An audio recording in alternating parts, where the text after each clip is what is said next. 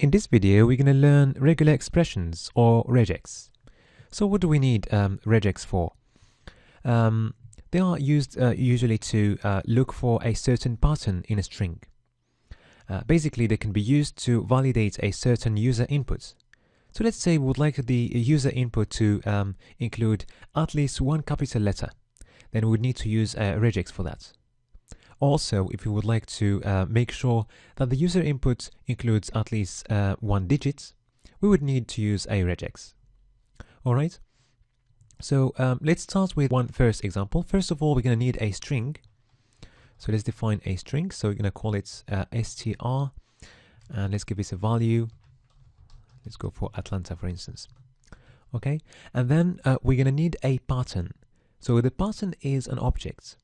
Okay, so it's not a string, it's an object. So let's call it pattern, and let's go, for example, for letter A.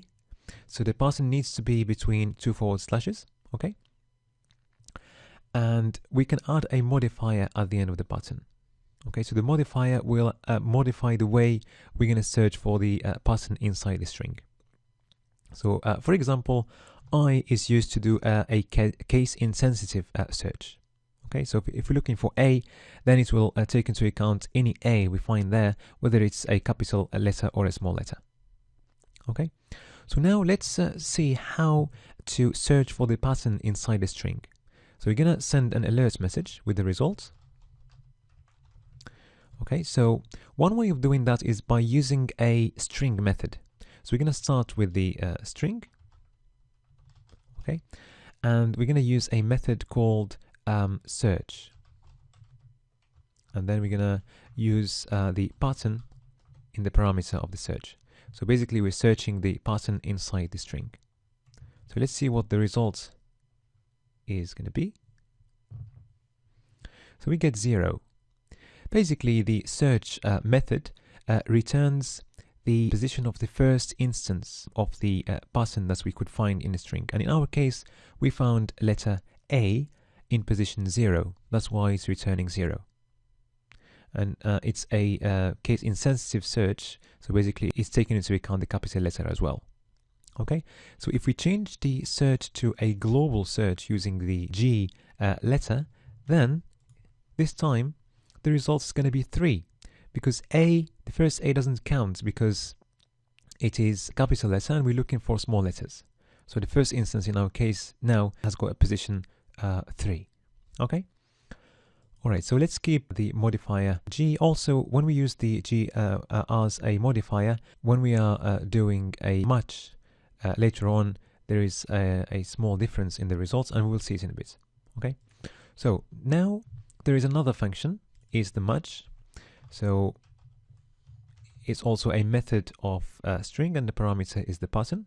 So let's see what the result is. So first, let's try the I modifier and see what we get. Okay, so it's returning the first instance of the search. So it's returning the actual letter that we could find according to the pattern.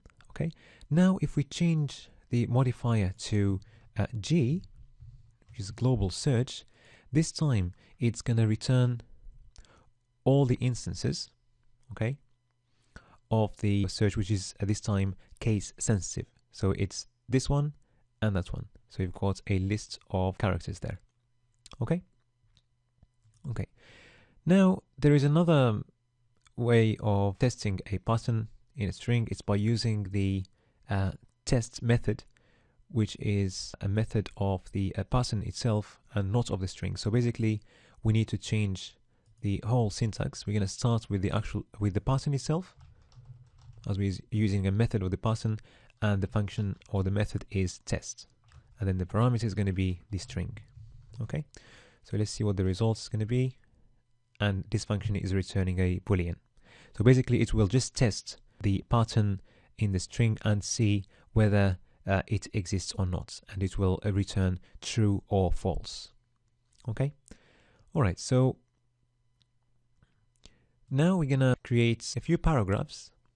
Okay, and we're gonna create some code in here and just play with the patterns and strings, and just make sure that we've got the results on the page to make it easy to understand. So I'm just gonna get rid of everything here.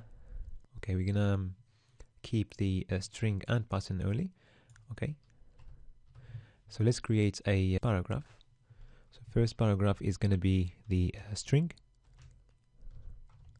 Okay, and then another paragraph for the pattern, another one for the results using search, another one for results using match, and another one for the results using the test method. So the first one is going to be string. Okay, and we're gonna put the string in a span. All right, and we need to give the span an ID. So let's give it an ID of string. Okay, and the next one is going to be the pattern, and also we put the pattern in a span as well, and we give it an ID as well, pattern. All right, the next one is going to be for the search results.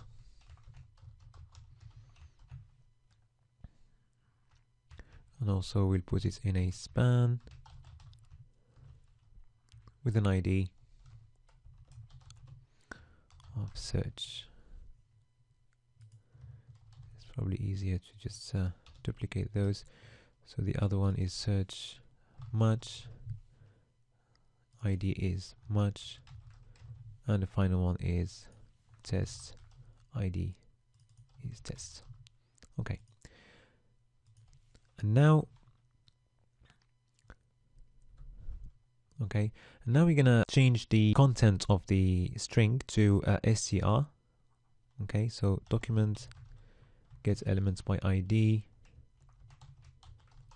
string, and we want to change the inner HTML to str. Okay, and the same thing for the pattern. Okay, and the same thing for the search, match, and test.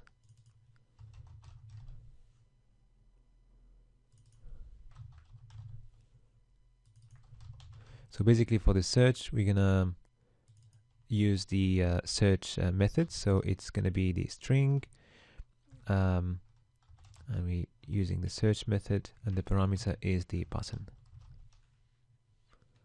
Okay, and for the match, it's going to be similar, but the method is match, and finally the result using the test is by starting with the pattern and using the test method, which is a method of the pattern itself. Okay, so let's see what we get here. Alright, so now we can see the string, we can see the pattern, and we can see the results using each of the methods. Okay, so let's now change the pattern. Before we do that, there is another way of defining the pattern using a constructor. It's the regex constructor. So the syntax is var, okay, the name of the pattern, and we use new followed by the regex function or constructor, and we need two parameters there. So the first parameter is going to be whatever we put between the two forward slashes there, and it's going to be a string. Okay, so a, and the second parameter is the modifier, and we need to use strings, okay, for both parameters. So basically if we comment that one, actually the result is going to be exactly the same. Okay, but for now we're just gonna use the simple way that we have seen at the beginning. Okay, so now let's change the pattern and see what results we're going to be getting. So now, rather than having a pattern of letter A, so we can change this pattern. So let's say we want to check whether the string has got any letter between A and Z, any letter. So the syntax is going to be A minus sign Z between brackets. Okay, so if we check that, So basically, the result shows that the first instance is at position 1, which is T, and it's because we're looking at only small letters, okay? And the results match all the letters after the capital letter A. They are matches, okay? And we can see them there in the list. And the test result is true, okay? Okay, let's try another pattern. Okay, if we try ATN, okay, so now we're checking whether the string includes these letters, okay? And now if we use the caret symbol, so that means that we're looking for all the characters that are not in here, okay? So let's see what the result is going to be. Okay, so we can see that we're looking, so the first instance is 0 because that character is not there, and we're looking for anything outside these letters, okay, all these characters. So the matches are capital A and L, okay? Okay, now let's try something else. Just gonna comment that. Let's try to look for digits between 4 and 7, okay? So let's change this a little bit and put some digits there. So we're looking for all the digits between 4 and 7, which means 4, 5, 6, and 7. Okay, so let's see.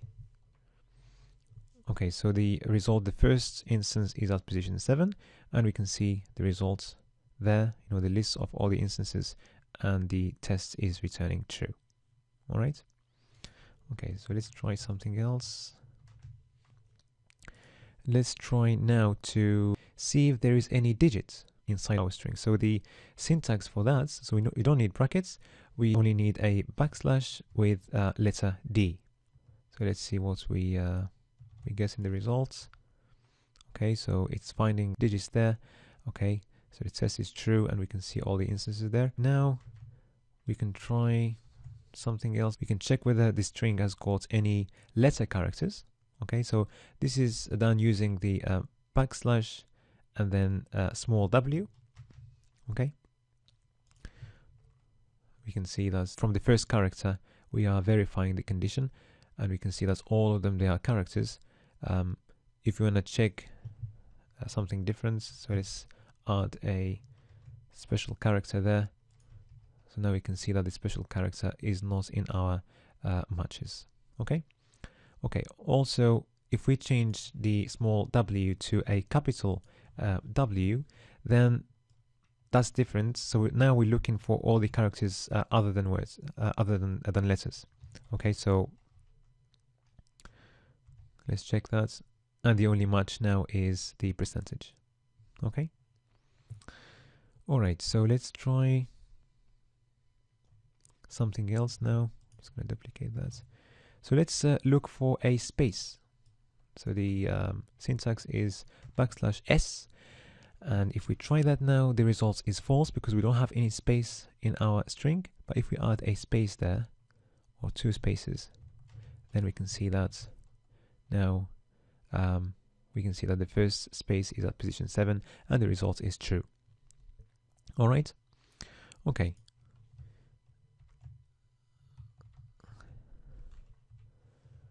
Now let's look for digits, okay, but this time we're looking for 4 digits. So basically the syntax is the original syntax of looking for digits, followed by curly brackets, and inside the curly brackets we put the number of instances that we are looking for. Okay, so let's see what the result is going to be. So it is true because we have 4 digits there. Okay, and this is the results. Okay, now let's look for 10 digits, and it doesn't work. Well, basically the test returns false because we don't have 10 digits in our string. Okay, all right, so let's try something else.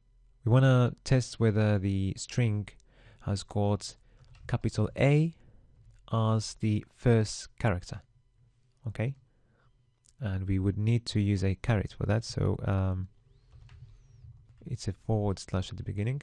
All right, okay, now it's true. So if we check, if we change capital A to capital or to B or any other letter, it doesn't work. Okay.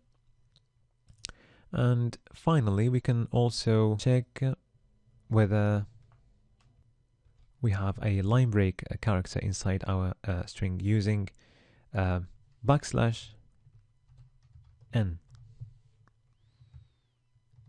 Let's check that. Okay, it's returning false, but if we change this, just have a line break there, line break character. Now it is working. All right. Okay, so this has shown us how regex works. It's quite powerful to validate user inputs, and we'll see some examples later on. They will be used mainly to validate emails or other inputs like telephone numbers and so on.